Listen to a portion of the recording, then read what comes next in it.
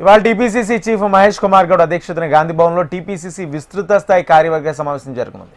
ఈ సమావేశంలో AICC incharge general secretary Meenakshi Natarajan, CM Revanth, AICC కార్యదర్శులు పాల్గొనున్నారు.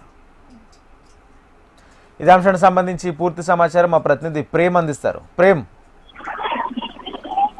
మీరన్నట్టుగా మరికొద్ది సేపట్లోనే టీపీసీసీ చీఫ్ మహేష్ కుమార్ గౌడ్ అధ్యక్షతన టీపీసీసీ కార్యవర్గ విస్తృత స్థాయి సమావేశం జరగనుంది.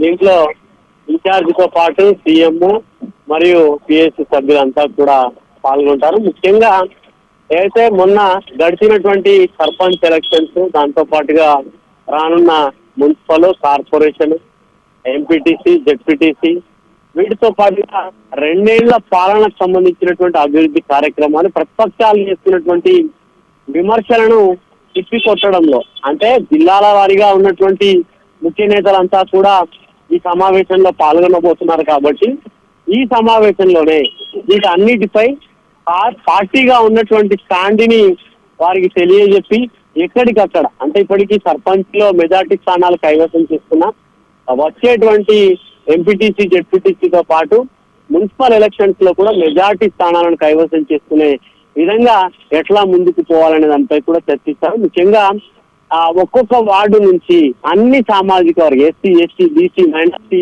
జనరల్ నుంచి ఆశావాహులు అయితే ఎవరైతే ఉంటారో దానికి సంబంధించినటువంటి లిస్ట్ ను కూడా ఈ రోజు తీసుకురావాలని చెప్పేసి కూడా పిసిసి చీఫ్ మొన్ననే ఉన్నటువంటి డిసిసి అందరికీ కూడా చెప్పడం జరిగింది. కాబట్టి ఇక మున్సిపల్ ఎన్నికల కోసం కసరత్తుగానే ఈ సమావేశం అయితే భావించవచ్చు. Rajendra, thank you Prem.